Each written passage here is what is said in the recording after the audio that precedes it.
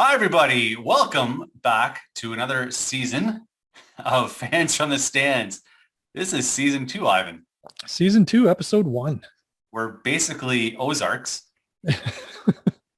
I'm sure people were waiting just as patiently for us as they were for the new Ozark series. But it's great. We've actually made it for a full year. We did. And a big announcement before we continue. We have a website now. We're that big and popular. fansfromthestands.net. So www.fansfromthestands.net. Not a lot on there, just a little bit of bio and about the podcast, but there's links to where you can get your listen to your podcast. So anyways, I'm before we keep going, I'm Mickey, your co-host, and my other co-host is Ivan. Hey everybody, how's it going? It's been a whirlwind, I guess. We haven't been on since before Christmas. Yeah. And with the lockout, there's not a lot of movement going on. No free agent signings, minor league free agents, and that's about it. Who cares about those, really? I mean, yeah, no big moves yet, but there's kind of been a trickle, right? It's like some trickle of information that we've now created a pool, and we're going to discuss that on this episode. Yeah. So we'll go on. We'll start with our Blue Jays feeder. A couple things we want to talk about. Do you want to start off with our new hitting coach in the minors, Ivan? Yeah, that sounds like a plan. Yeah, so Jamie Vieira, I think that's how you pronounce her name, and I'm sorry if I got it wrong. It's Vieira, so I guess Vieira. Yeah. She is the new hitting instruction coach in the minor leagues. In the minor leagues, yeah. She'll be working out of the Jays' new fancy center down in Florida. Yeah, in Dunedin, right. And what's really cool about this, well, I guess the name kind of says it all, and we've been saying it's a female. Yep. We have, it's starting the trend's starting to come around sports. I know when the Vancouver Canucks just hired an assistant general manager who's a female. The Yankees have now hired, and we'll talk about her in our Around the Horn section. They've hired a manager. I think she's a manager, right, in low Class A ball. Yep. So what do you know about Jamie Vieira? Well, I know that she coached softball, so it's not like she's new to the sport. She's got a master's of science in kinesiology, so that's pretty amazing. So she understands body movement and muscle interactions and stuff. So, I mean, the science is there, which has proven to be really good in the past for other coaches. Right, and it kind of fits exactly what the Jays look for, right? The analytic side, the scientific side, right? Exactly. Yeah. From what I read, she was 16, I guess, and she got an injury to her back, I think, and that's what stopped her from being able to play. And now she's a coach, and she was coaching softball. And you're right, she's got her master's in science from York University. And I guess her thesis was analyzing bat speed. Right, the muscles needed to be used. Why? It's basically to show how people have good bat speed and other ones not as fast, right? So she's analyzing what muscles are used, and it's pretty fascinating. I guess she was going to delve into it a little bit more when she got her PhD, but she got hired as a Blue Jay hitting coach. She didn't just come off the street. Like, she actually was an employee of, I think, the Jays Care Foundation, where they go around instructing around Ontario or around Canada, I guess. And then she got hired with an internship, and then she made her way, right? Like, this wasn't given to her. Yeah. Good for her. You know what? It's nice to see that glass ceiling, I guess you can call it, kind of being broken, because we'd seen it on the management level because the Marlins had hired a female executive, and now we're seeing it on the coaching level, which is good. It's probably going to be tougher because, you've got jock males that are going to be like, I'm going to listen to a woman. And I'm hoping that that's not the case that we have, and that they actually look at her knowledge of the human body and how it behaves and how she analyzes things, and that they actually take her very seriously. I think this is a fantastic thing for the Blue Jays. Yeah, that's what I was going to ask you. How do you see there being a bit of a problem? I think you nailed it already. I think there's going to be some people will just be, I don't know, there's going to be some friction, right? Yeah. I think and the nice thing here is she's almost taken the same path, and we'll talk about her a little later, is the manager that the Yankees have in their system, because she started as a hitting coach and she started with the science side of hitting, and it's progressed to now she's going to be a manager, and which is fantastic. So I'm hoping that respect gets built up for her as well, and she makes her way through the system. And I don't know what your thoughts are, but obviously there's a different kind of coaching, I guess, when between a male and female personality, right? Yeah. I think that's not a bad thing to have. I think it's actually a really good thing to have that different side, that different personality. Yeah. You know, what I've noticed in my profession is that sometimes when you have a female come and talk to an accused party or someone who's in custody who's acting out, they get once the female gets there or a female officer gets there, their temperament kind of goes down, Right? Yeah, because it's like almost like a nurturing kind of thing. But who knows? Maybe she's got a different personality. Maybe she's a more, headstrong kind of personality. I don't know. I've never. Yeah, exactly. And yeah, maybe it'd be great to get her on the podcast at some point. I think we're going to try to get her on the podcast. If I can find her contact information without seeming creepy, I will definitely endeavor to get her on. I think it'd be great to talk to her. I think it's a fascinating career. So that's Jamie Vieira, our new hitting coach. Some other news in Jay's land. The Rogers Center. So there was, I guess we'll start with a little history. So the Rogers Center was built in 1989. 89, yeah. And it wasn't called Rogers Center. It was called I still call it Skydome. Skydome. And it was, it's the last of its era, I guess. It's really unfortunate. It's a double-edged sword, right? It was great when it was first built because it was like a wonderment. It was the first stadium with a retractable roof. It was a baseball. I wouldn't say baseball only. That's the reason it was built the way it is. It was baseball, multi-purpose. So that was the last of its kind, right? Then Camden Yards got built, and then everybody was like, "Wow, this is beautiful!" Like, yeah, exactly. And a throwback to the old days, and now you see it with I'm going to say old names for parks, but like PNC Park, which is where the Pirates play, or AT&T Park, or whatever it's called now, where the Giants play. I mean, those are kind of the throwbacks, homage to the old. And then Skydome was kind of left. It's like they went super modern, and when super modern went out of style. That's a great way of putting it on. Yeah, they put on bell bottoms as soon as bell bottoms went out of style. So, and there was talk, I guess last year when Rogers has been talking about, whether to build a new stadium or to renovate this one. And they're going to renovate it at first. Then they were going to maybe build a new one. And there was talk about building on the waterfront. And so they've decided to put $200 million in renovations to the Rogers Center instead of building a new stadium. Right. What do you think about that? Look, I'll be honest. I think the Rogers Center Skydome gets a lot of hate, but I don't think it's fully deserved. Like I don't hate the stadium. I've been there many times. The one thing that I don't like are the orientation of the seats on the lower bowl, because it was designed for both baseball and football. So the seats in the outfield along the lines are facing towards the outfield when most of the action's happening towards the infield. So you're spending the whole game with your head sideways. So if they can fix that, and that's what I'm reading, is that they're going to modernize the entire lower bowl. So if that means they're reorienting the seats and they're doing something to kind of improve the atmosphere, because there's a lot of concrete, right? You've been there. And if they can beautify that lower bowl and the mezzanine and make things a little bit more warm, I think the Rogers Center is decent. I don't mind it. What about you? Yeah, I'm the same way. I have a love-hate relationship with Rogers Center. I think I enjoy watching games there. Yep. I mean, and that might just be me. I enjoy watching baseball games, but I have been to Camden Yards, and there's a considerable difference. Yes. Right. And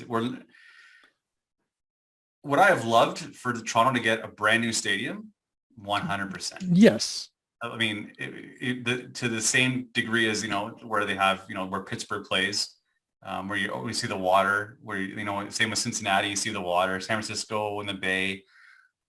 If you have that on the waterfront, Lake Ontario, it would have been beautiful. That being said, I'm happy that they're going to, instead of spending 600 million to $1 billion in a new stadium, they're going to maybe invest in their signing Guerrero Jr. and Bichette, right, line-term extensions instead. And I think what they're doing is a good thing. I mean, it's being financially responsible. Yep. I think they have a plan in place, and I've seen a couple like drawings. I just looked up I just Googled, renovations to Rogers Center. There's a couple of people, I guess, that have put like designs out there. Originally the plan was to build a new stadium, but to build it exactly where Rogers Center is now. You can't do that.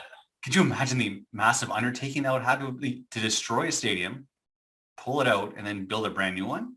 And what do you do with the team in the meantime? And I think that might have been part of the discussions, right? Yeah. We've already displaced this team for 2 a couple seasons. of years now. Yeah. That's not fair to them. Let's try to keep them in Toronto. But I seriously think, I think you're right. I think they have to totally upgrade that lower bowl, because now it's a baseball only stadium. Yep. I think, they're going to replace the roof. Yep. Which I think is going to eat up a lot of that 200. That was 15 years beyond its life expectancy. Right. And you can tell, right? It's starting to, it's showing its age. It's leaking. Exactly. It's like anybody's house, like they need a new roof. And I think it was a lot of concrete. I think they're going to chip away at that concrete, make it more open. I think they'll do. I mean, they're going to do a great job either way. It's going to be an upgrade. And I sincerely hope they're able to grow grass. I hope the idea is to grow grass in the stadium. I don't think that's part of the plan. Damn. I know. So here's the thing, right? The Jays have recently switched over to that BK1 turf, which is a baseball specific artificial turf. Yeah. And if you go back maybe about 4 years, the Jays and the Tampa Bay Rays were the only ones with artificial turf. But now there's 4 other stadiums that have artificial turf. Who else has artificial turf? So you got Miami, the brand spanking new Texas Stadium. That has turf? That has turf. It's not real grass. Really? And they played the World Series on it. Wow. I had no idea. And I watched the World Series and I had no idea. Yeah. And Arizona. Wow. Well, there you go. So, if as long as it doesn't cause injuries, I mean, and it seems to me that players aren't getting as injured as on our artificial turf right new stuff as they were compared to the old stuff, right? Like the carpet. So the plan with this new turf was, once it's in, you don't remove it. So you don't get those seams and those oddball hops. And the bounce from the ball off the turf is supposed to mimic a more of a natural bounce rather than you'll remember like the weird high spring. Really? Yeah. You get those people from out of town that come in and they're running in for a ball and then they realize, I'm not going to get it. I'm going to pull up and the thing bounces right over their head. Yeah. Or they dive for a ball and get these giant rug burns on their elbows, right? Yeah.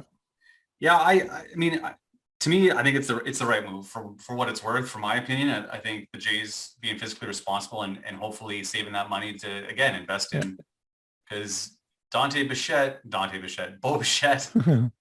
and Vladimir Guerrero are eventually going to come to roost, and you're going to have to pay those guys some money.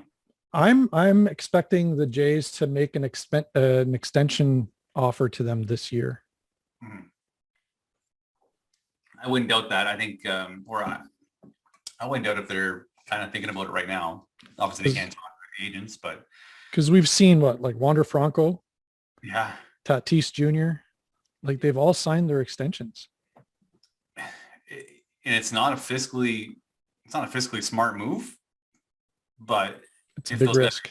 They're going to want to get paid. Yeah. And that'll be a discussion, I think, when we get back into baseball. So yeah, I mean that's that's the news with Toronto. Nothing else much except the Baseball Prospectus came out with their annual, I believe it's their amateur draft scouting prediction. The top 101. Top 101 prospect list. That's what it is.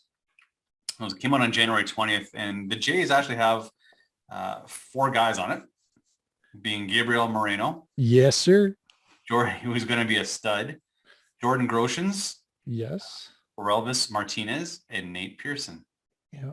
Nate Pearson still hanging around that prospect list. Because I don't think he's exceeded his rookie limit yet, so I think he's still considered a prospect. It's hard not seeing Simeon Woods, Richardson, and Austin Martin on that list. But like we've talked about this before in our podcast, I'm happy with Jose Berrios. So am I. I'll take that over. And the fact that they signed him to an extension just like solidifies that trade as being a good plan. Right. And you know what? And it's not to take away from Austin Martin. I think he might even be a great baseball player, but pitching's hard to find, man. It is. And so if you can nail down that, I don't know if Jose Berrios is an ace, but he's definitely a solid number 2. And he's been consistent and, knock on wood, relatively healthy and injury free for the most part. So he's got that smooth delivery, right? Yeah. So yeah, I mean, the prospect list isn't surprising. We've talked about all those guys from our past podcasts. And it'll be interesting to see Moreno when he gets called up sooner rather than later. I imagine halfway through. We'll talk about that in a future episode show, which is a hit last year. That's it for Jay's talk. I believe. Anything else you want to add? No, I think that pretty much covers it. All right, let's go around the horn. Okay. Hey, speaking of renovations. Yes. The Baltimore Orioles are planning some big renos. Getting really good at these segues. We are, aren't we? Absolutely. So let's talk about Camden Yards and the renovations at Camden Yards. So it looks like they're moving the left field fence back. So they're tired of those wall scraper home runs that have kind of plagued their pitching staff because it's never the pitcher's fault. So they're moving the fences back about 26.5 feet. And because they're moving it back and it's going to eat into their grandstand, the fences are going to have to go up, and they're going to go up by almost 6 feet to 13.5 feet, which is like a third of the Green Monster. So it's going to be like a mini Green Monster out there. Which, I mean, it doesn't hurt them now. I mean, it's probably going to help Baltimore win more games, I would imagine. Yeah.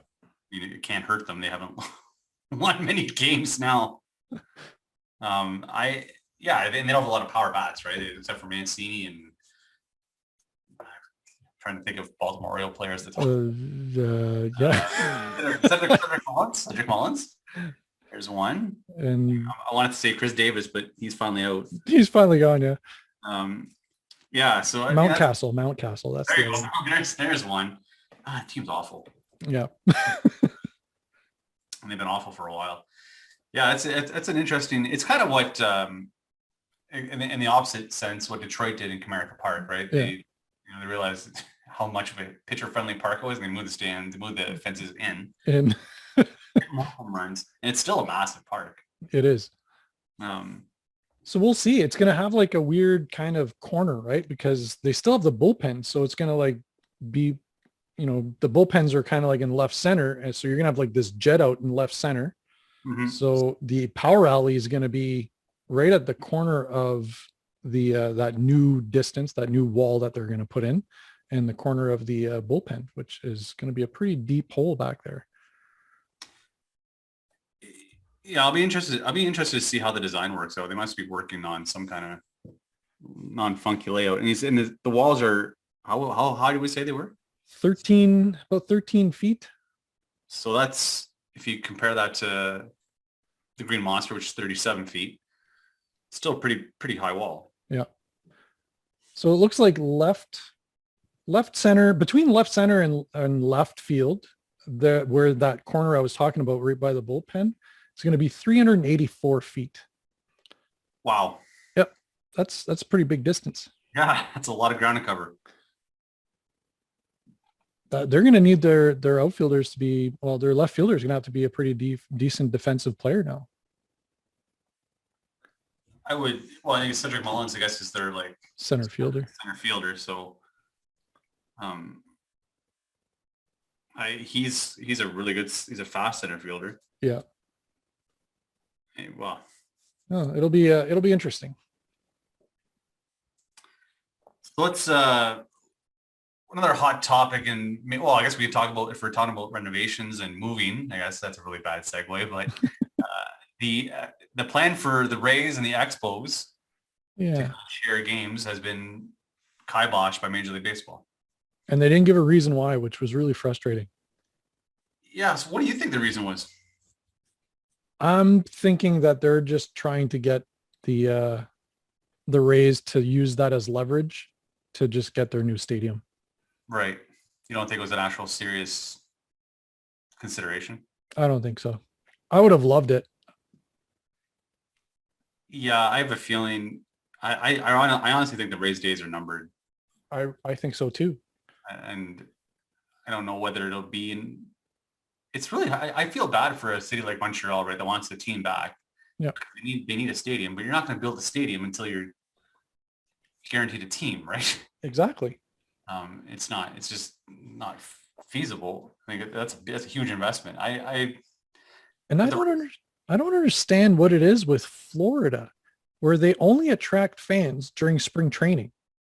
Well, it's because of the snowbirds, right? Yeah.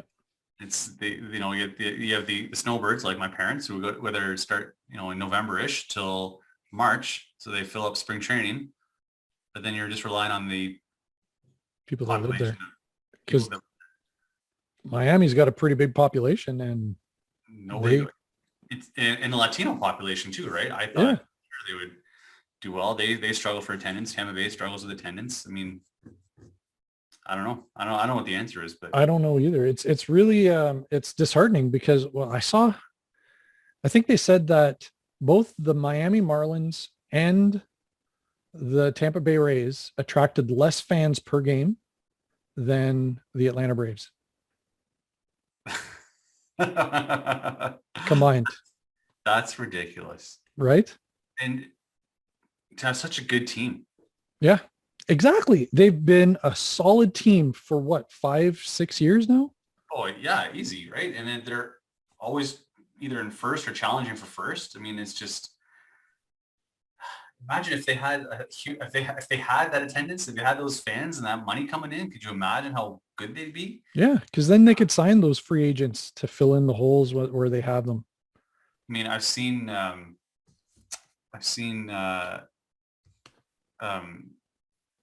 sign, like they signed Longoria to a longer contract. They signed Franco, but then they kind of like signed that one guy or two guys, and they kind of fill everything else with their prospects. Yeah, which seems to work, I guess. It has for the last 5-6 years.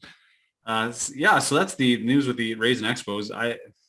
It's unfortunate. Maybe the Expos will get the Rays eventually full time, but who knows? Yeah. Let's talk about that female coach from the Yankees. So her name is Rachel Balkovec. Yeah. So she's going to be the first minor league manager, and she'll be managing a team. I think it's in low A. I forgot the name. I think it's the Tornadoes or the Torpedoes or something like that. The Tampa Tarpoons. Tarpoons, that's it. Tarpoons. Or Tarpons? Tarpons, yeah. Tarpons. Tarpons. And before that, she was a hitting coach. And just like Jamie, she was very analytics based, has a background in kinesiology or the human anatomy. And she used a ton of analytics to help with hitting. And she is jacked. She's got these. Well, she was also the strength and conditioning coach for the Cardinals and the Astros. Right. Yeah. And you could tell she's got arms on her. Like, I wish I had those arms. Yeah, she's she's in great shape. Yeah. Again, good for the Yankees Yeah. Good for them. and good for her. I mean, she's done it all herself, right? Like you said, it wasn't like this job wasn't handed to her. It's not a publicity stunt. And she's got a background in actual baseball. Like Right. she played baseball in college. So So yeah, good on the Yankees and good on her for getting that job. yeah, It'd be interesting to see if how what what she does with the Yankees, and leave it to the Yankees to kind of find that gem, right? exactly. Exactly. So let's talk about. Okay, I can't believe we didn't start off the show with this. The hot topic baseball that just happened was the day before yesterday. Yeah, the Hall of Fame. Hall of Fame voting. So I, You saw my text, and I I don't know what your take is, but you know what mine is. yes. So go ahead. So you're a baseball writer. You're Yeah. voting. Who do you vote in? I would have voted in Roger Clemens and Barry Bonds and Kurt Schilling. And you know what? Ortiz deserves to be there. Like, let's be honest. The guy is no slouch. He is a clutch hitter and probably the best DH of all time. Yeah. And the reason, and so here, I got a reason why. I mean, like, look. Okay. So just before we continue, I'll tell you who I picked. Yeah. This will kind of, and it's funny. I didn't pick Ortiz, but I can see you're swaying me to pick Ortiz. I might have. Yeah. I picked Todd Helton. Yes, I would have picked him as well. But I mean, like, if you have a large list, right? So you can take up to 10 names, right? So, but these are the guys I would have voted in. Yeah. Todd Helton, Jeff Kent, Kurt Schilling, Billy Wagner, and I was really on the fence with Omar Vizquel. Yeah. Notice I didn't pick Roger Clemens, Barry Bonds. So let's get into it. So All right. why did you pick those guys? Because I find it hard to celebrate the best of the best when you don't have the best of the best enshrined in the Hall of Fame. Cheating aside, the numbers that they put are astronomical. And I think they came from an era where cheating was practically encouraged. And really the only reason Bud Selig did anything about the PED use was the fact that he was put in a tough position where the publicity was so bad that he had to do something about it, because he pretty much turned a blind eye to it for years, because they were doing testing. They were seeing that people were testing positive for PED use. And they just got to a point where it's like, all right, if more than X percentage of players test positive, then we're going to start looking at doing something about it. And then, of course, the whole Mitchell report came out, and it was just chaos from that point forward.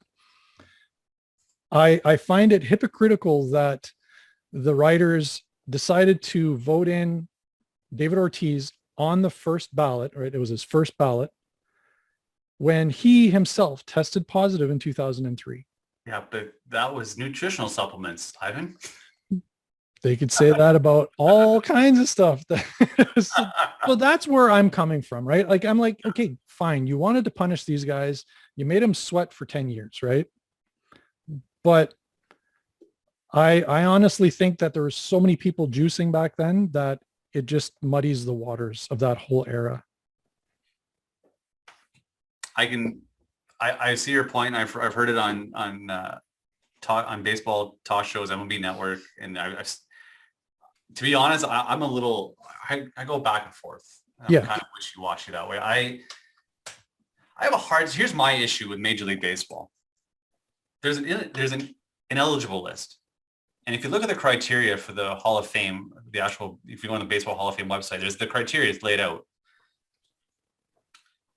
You can't vote for someone who's on the ineligible list, right? Yeah. They've already made this they made this rule already with not inducting Pete Rose, right, and Shoeless Joe Jackson, two of the greatest players in Major League Baseball history. The guy who has the most hits in Major League Baseball history isn't in the Hall of Fame. Yeah. So if that's what we're doing, if that's what we're going to do, if that's the rules we're playing by, then Major League Baseball, you have to make the decision to put cheaters on that list. Exactly. And they didn't. Not leave it to the writers.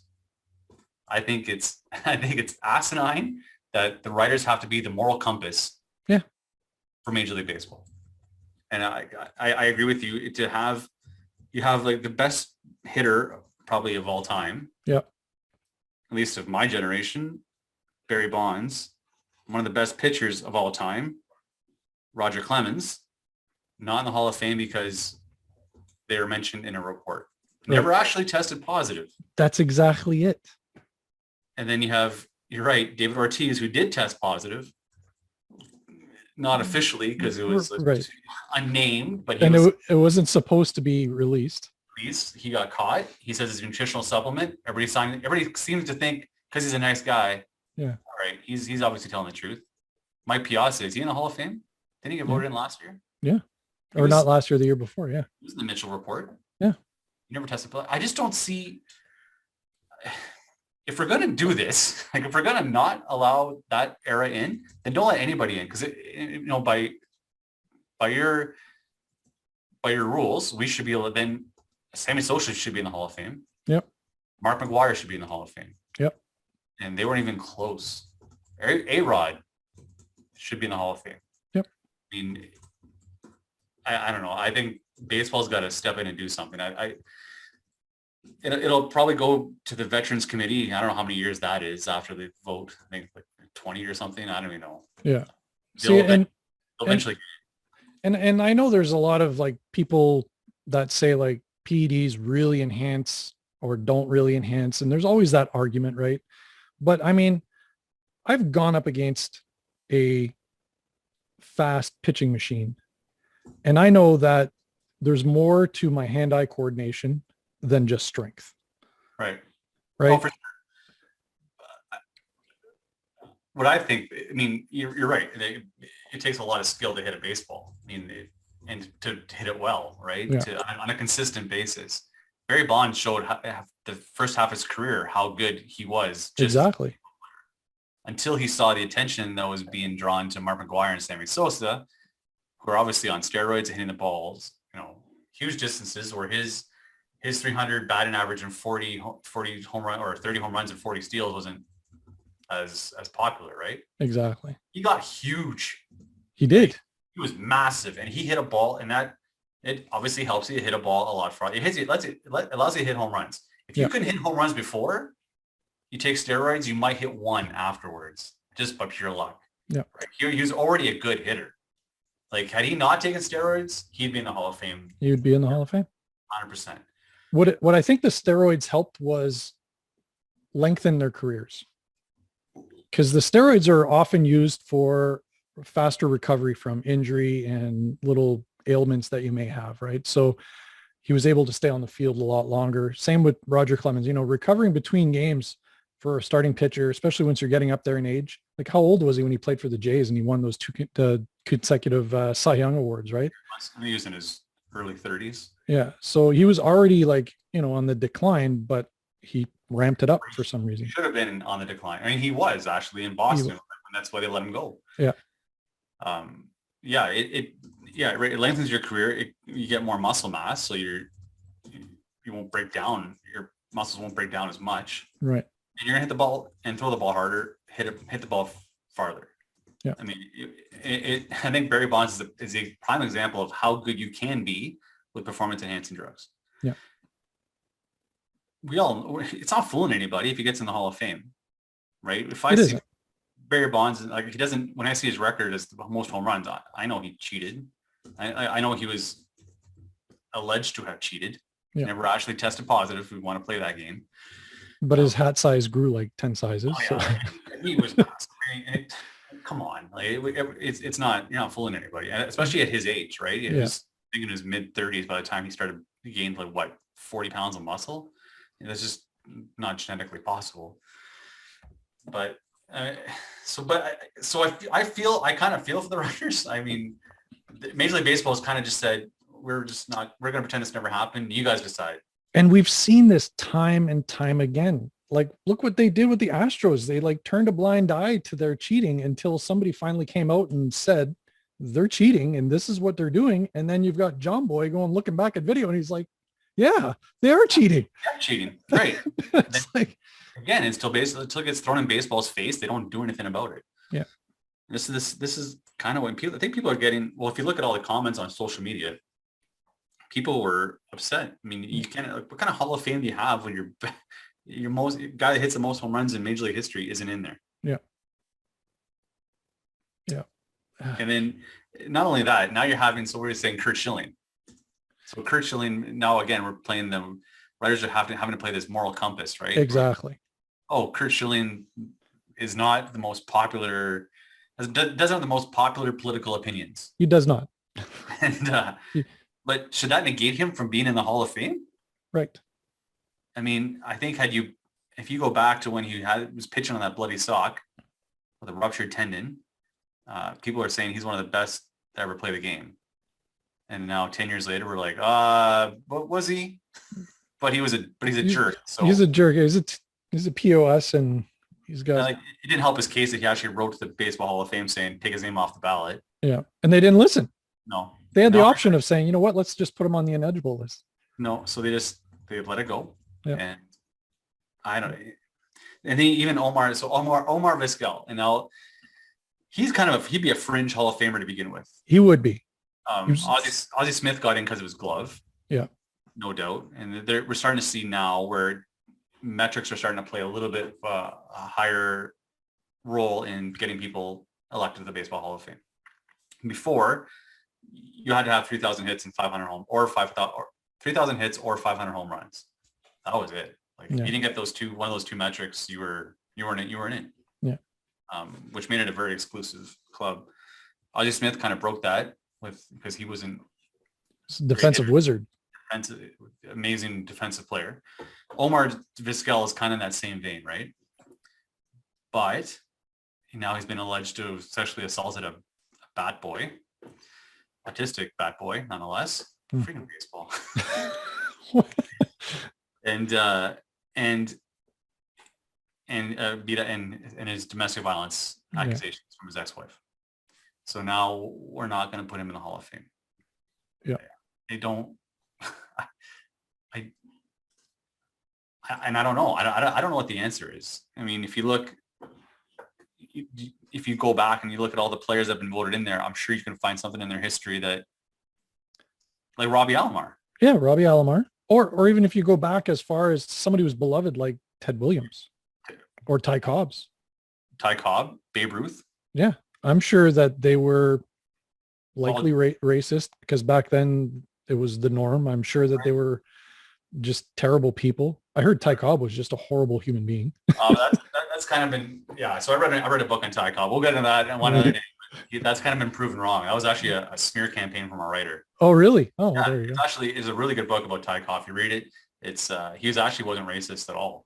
Oh, okay. It was a smear job by this writer that published a book about Ty Cobb that kind of has followed him through his whole life. It's a fascinating book. But you're right, though. But I'm sure he also did kill a man. Oh. So he's not that good. I mean, Babe Ruth's a womanizer. Yeah. Right? Cheated on his wife. So like, what line, like what moral compass are we using? That's exactly it. Are we okay if you cheat on your wife? That's okay. But if you beat her, that's too far. You're not gonna get into the Hall of Fame. Well, then there's that criteria that were written back in the 50s about like what are the attributes you're looking for a Hall of Famer, and one of them is off-field personality and sportsmanlike conduct. Moral, yeah, it's like moral, yeah. But it was written by the commissioner of the time who was actively fighting to prevent Black people from playing in the game. So it's like I just don't see. I think they have to say it's just based on baseball. Yeah. Because That's exactly it. but then because you're relying on baseball writers to vote. I mean, you can't force them to, right? I mean, No. unless you just get rid of the voting. Yeah. And just do as the like Football Hall of Fame does. Like there's an election committee and they just elect. I mean, pretty much if you were a good player in football, you're going to the Football Hall of Fame. Yeah. Whatever, fine. Like, do we need this exclusive club in baseball? Well, and the thing is, what happens with writers, and we've seen, the whole moral high ground kind of things that a lot of writers tend to take, right? And they're always kind of like writing that morality line. Right. And I think it's gotten to a point where now they're actively looking for things to prevent people from getting in. I think that the election committee should be a mixture of executives, players, former players, Hall of Famers, and writers. And you'd have great debates, right? Because you've read you read some social media posts that have gone on since the Hall of Fame voting, like Billy Wagner. Yeah. He absolutely thinks that Barry Bonds shouldn't be in the Hall of Fame. But then some players think, yeah, he was the best player to ever play the game. Why isn't he in the Hall of Fame? It's a really interesting debate, especially since he never was found to have steroids in his system, I guess. Exactly. He never tested positive. We're just going on, pretty assumption. So like hearsay, there's a lot of hearsay involved, right? He was, there's court cases and we won't get in the whole Balco situation. Is there a good possibility? Yeah, I would say the scale is probably 95% that he took steroids. But does that prevent him because we guess he might have taken steroids? And they were saying at the time it was probably likely more than 50% of the league was taking something. Right. So like I said, it's not going to fool anybody. He goes in the Hall of Fame. No. When you bring your kid to the Hall of Fame and you show him this is Barry Bonds, he took steroids, but he was a great hitter. Yeah. If you took away his 762 home runs and made them outs, he would still have an on-base percentage of close to 400. Yeah, I saw that stat. Ridiculous. Yeah. Well, when you get walked with the bases loaded, that tells you how good of a hitter you are. Yeah. It's just, and Roger Clemens, same thing. I mean, he was the best pitcher of that generation. He was. But I'll go on so here are the players I think should have been voted in. I don't think steroids were on their list, but like Todd Helton. Yeah. If you're looking at, he's in the top 20 in overall WAR first baseman of all time. Yeah. He should be in the Hall of Fame. He's only got 367 home runs, but that wasn't his jam, I guess. That wasn't his. He was a devil's machine. Yeah, he was, a huge field, and I think he only hit maybe over 20 home runs once, but hit over 300. I think his career batting average is 310. And played solid defense. Yeah. So if there's a solid, and I think he'll get in eventually. I think so too. I hope so. Right now, the knock against him is that he played in Coors Field. But Larry Walker ended up getting in. So again, can you knock a guy for where he plays? Right. Like, how fair is that? Oh, you played at Coors Field, so you're not getting in the Hall of Fame.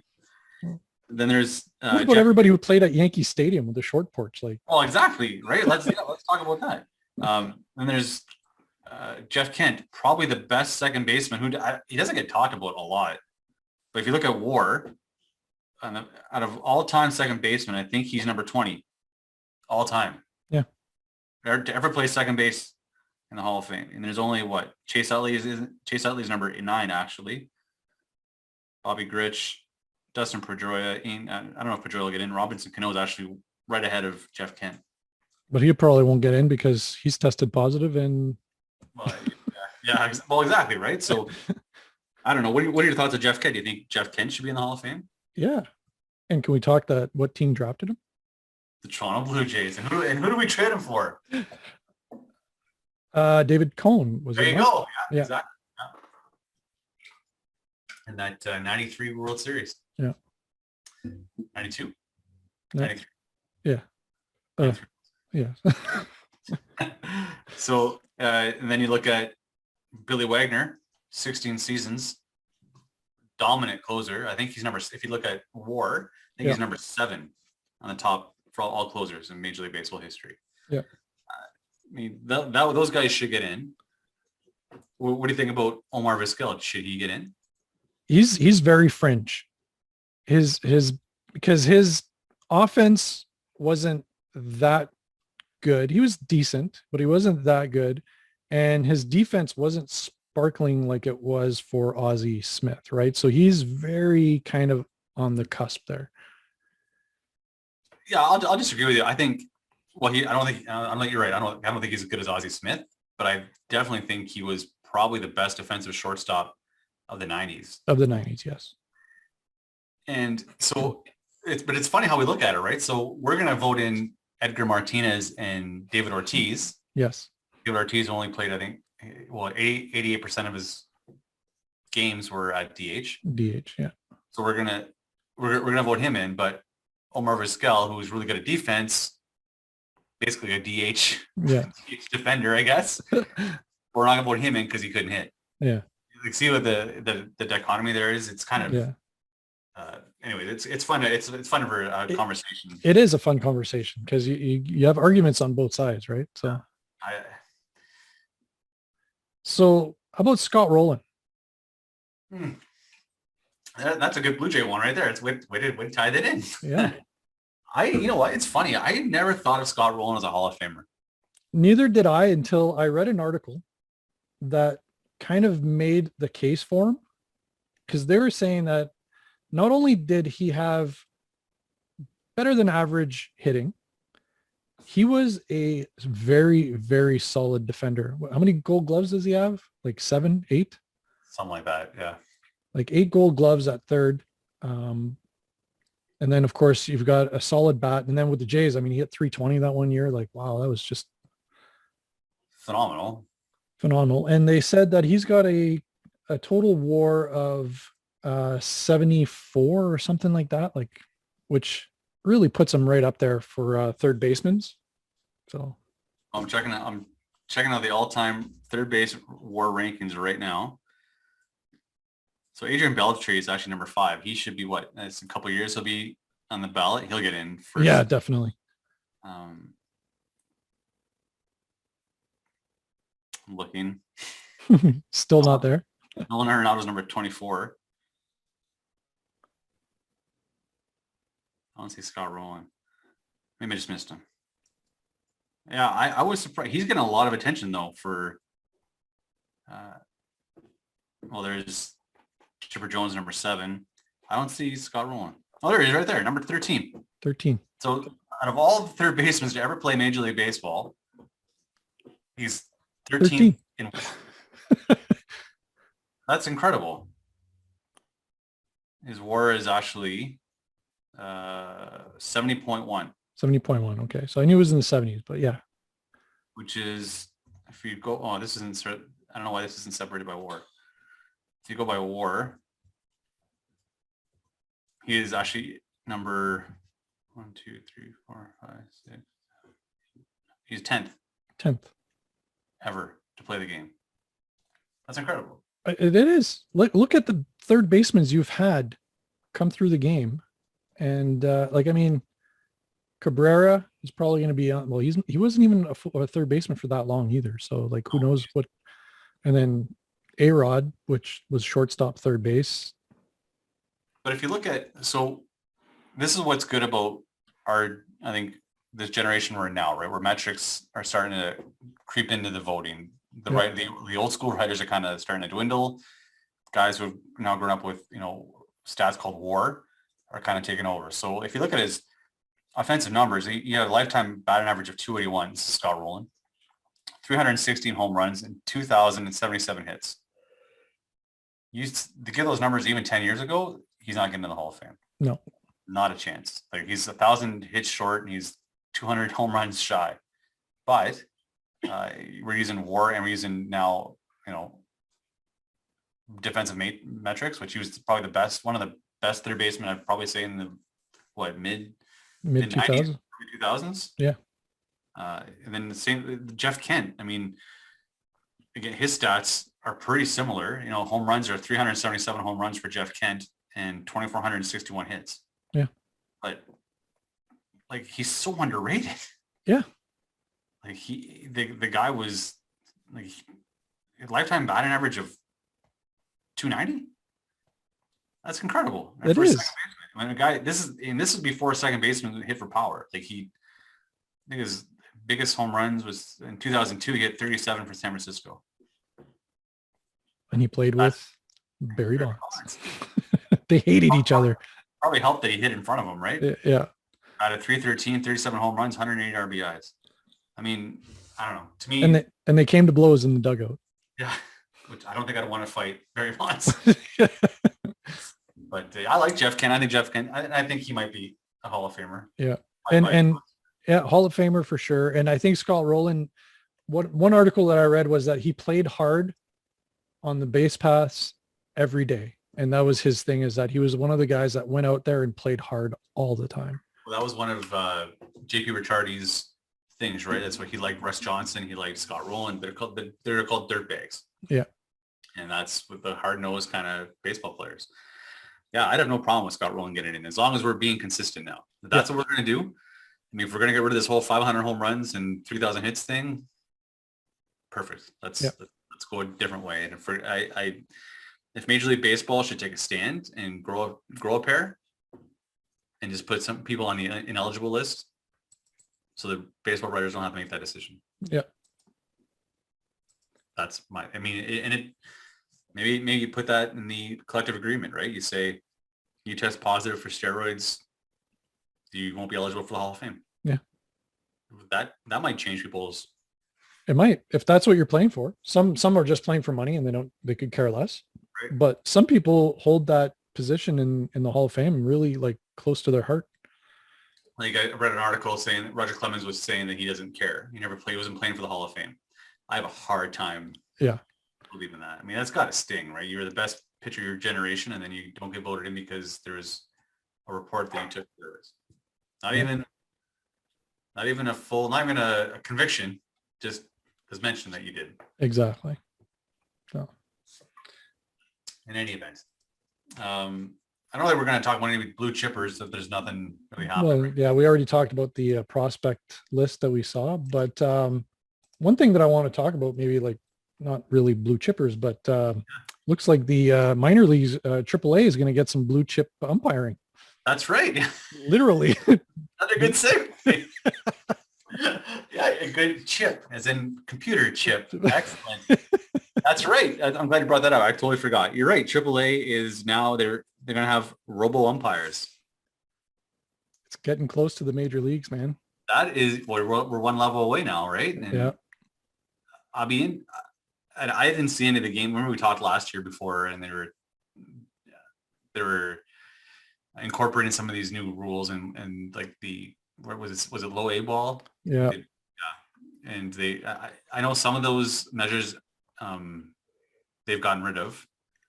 They are keeping the one where you have to have one infielder on, two infielders on either side of second base. Right. To negate the shift. They're keeping the larger base. But I think that's it for that. But the robo umpires is that's big. I didn't. So yeah. So what I was trying to say is I didn't see any of the games, so I don't know how well it went. So I saw a few. Right. So here's the thing. When a curveball is really diving down, the catcher often catches it on the ground. Right. But it did cross the plate in the strike zone. Right. Now, often human umps will call that a ball because it just, to them, if it did catch the plate, it's like at the bottom and it was really low in the way the catcher caught it. So they typically call that a ball. But because the robo ump is very like, it's either a strike or it's not. A lot of those were called strikes. And you should have seen, I saw one batter react. He's like, he caught it on the ground and he looks at the ump and the ump's like, that's what the computer said. Well, you're right. Cause I guess I don't know how it's set up. I don't know what the technologies that are being used to do this, but I would imagine the front knee, it just touches that front part of the knee, like over the plate, it's going to be a strike, no matter where it lands, right? Yep. It's not like a foul ball, right? It doesn't matter where it lands. It's, where it was hit. Well, which is the opposite of a foul ball, bad analogy. I'm interested to see how it looks in AAA. Is it faster? Because I remember when they first tried it, there would pitch would come in, you'd wait 1, 2, 3, strike. Like it was very slow. That'll, especially if you want to speed up the game, that's not going to help. Exactly. And you're going to get rid of a whole defensive metrics for catchers now, because they're like, not game calling, but pitch framing. Pitch framing. Thank you. Pitch framing. That's gone. That'll be gone. It won't matter what he's exactly, because now all you have to do is focus on catch the ball. I don't need to like pull it back. I don't need to like lift it up, bring it down. You don't have to worry about that. It's just catch the ball. Setting up inside or outside, I guess. Well, unless you want to get the pitcher a target, but it won't matter because it's wherever the ball's pitched. It's what do you think about it? Do you think it's a good thing for baseball or a bad thing? I don't, because I kind of like the human aspect of the game. That's the one thing I love about baseball, is that it's an imperfect game. Yeah. There's no time limits. None of the stadiums have the same dimensions. And you've got human eyes trying to figure out 102 mile an hour fastball, whether it's a strike or a ball, if it went above the knee, below the knee. So that's what I loved about the game. I think for the most part, and we've seen that umpiring metrics website last year, and some of the umps do a phenomenal job. Right. Like some of them get like, what was it? Like 96, 97% of the calls right. Yeah. Which is really good. I think they need to punish the bad umps a little bit more. Well, they send them down to the minors. Send them down to the minors. They don't do that. And that's a protection. Like the umpiring union is just, they protect their guys so well. But the major leagues need to do something and say like, look, you had a really bad game. Why don't you go down to the minors? We'll bring up a guy up from the minors. Well, you guys will swap places for a week and a half or 2 weeks for 2 series, let's say. Or just, and then see if you improve. Or get remedial training, right? Like there's you or I, if we were that bad at our job, if we're only 80% good at our job, well, I wouldn't have a job very long. Exactly. Right. So, and then you've got people that are like, Angel Martinez, who's Angel Hernandez or Hernandez. Yeah. Sorry. Is there a new ump? Yeah. Angel Hernandez, who's just, he is such a bad ump. And everybody knows it. And everybody knows it. It's not a secret. Like he's terrible. It's not bias. It's just, he's terrible. Yeah. And the problem with him is that his pitch calling is decent, because I've seen some of the metrics and I'm like, oh, his pitch calling is not that bad. Right. It's the other stuff like safe at first, out at first. Like, what was that playoff game where he got 3 calls, went to first? All 3 of them had to go to replay and they got overturned. Oh. Like, Angel Hernandez is 0 for 4 tonight. I think it's you're right. His pitch calling isn't horrible, but the ones he does get wrong, they're brutal. Are just brutal. I'm going to try to keep an open mind. I agree. I think I like the human element. I like it, and then I hate it. Right? Yes. Wishy-washy again. You yell at the TV. What was that? Come on! And then, especially if it's your team, right? Come on, that was a strike. And even when we play slow pitch, right, and a ball hits the front of the plate that we know didn't hit the plate, and it's called a strike. Yeah. Like it's part of the game. We get mad and we get upset, but whatever. I'll be interested to see if it affects the hitting, like how it's going to affect ERAs or hitting. Is it going to hinder the pitchers? I'm going to guess it will. I think it will too. Because the batters know exactly what's a strike and what's not. The strike zone is here. And if you're anywhere outside of that, like it's going to be a ball. And we know some people have like this uncanny ability to know where the strike zone is. Like Vlad is great at knowing where the strike zone is. And so is Kevin Biggio. This could help Kevin Biggio big time. Yeah, huge. Let's hope let's get it in now. Yeah. Help the Jays out. I'll be interested to see if it's first. If one, is it going to be faster? Yeah. Are we going to have a delay, and 2, how it affects the hitting? It'd be really interesting to see if it's going to be going to help the pitchers more? You're right. There's some pitchers that, well, look at Tom Glavine. Not so much Greg Maddux, but John Smoltz. Mostly Tom Glavine would get like a foot off the plate, right, and call the strike. So that'll be gone. There'd be no. It'd be so yeah. It'd be then where do we go from there? Exactly. We have robo almost at first, robo almost at second. Like you'll get like sensors in the bases or something. Right. Like I don't know. Yeah. And it's funny. We can do this, but we can't in football. We can't put a chip in the football to know exactly where the ball is, or like where it's supposed to be. Like if it crosses the goal line, we're still going over replays. Like, come on, really? Like we can calculate where 102 mile an hour fastball crossed the plate, but we can't know where a football if it crossed the goal line or not. Yeah, we're not a football podcast. I'll get off that. Did you watch football games, by the way? I did not at all. I'll watch the Super Bowl because it's the Super Bowl. It's at my place. It's good food. Exactly. Yeah. Good food, good conversation. Absolutely. Well, it's usually some slurring words conversations, but it's conversations nonetheless. Anything else we should talk about, Ivan? You think did we miss anything? No, I don't think so. I'm just let's just keep our holdout that the lockout ends. We get a decent spring training and the season goes, and we actually have lifted mandates where we can actually go see a game. Right. Let's hope this new variant of the variant isn't shutting things down. I don't think it will, but yeah, because I mean, I like, let's be honest, I would love to go to Buffalo to catch one of those Bisons games to see how the robo-umps are going. Yeah, I think that's definitely a podcast type trip. I think so. Yeah, we should definitely do that. I just invited myself. Okay. I guess we'll call it a night for myself, Mickey, and my co-host, Ivan. Hey, everybody. Have a good week. We'll see you next week or the week after. We're not sure yet. And again, remember, check out our website, www.fansfromthestands.net. See you guys.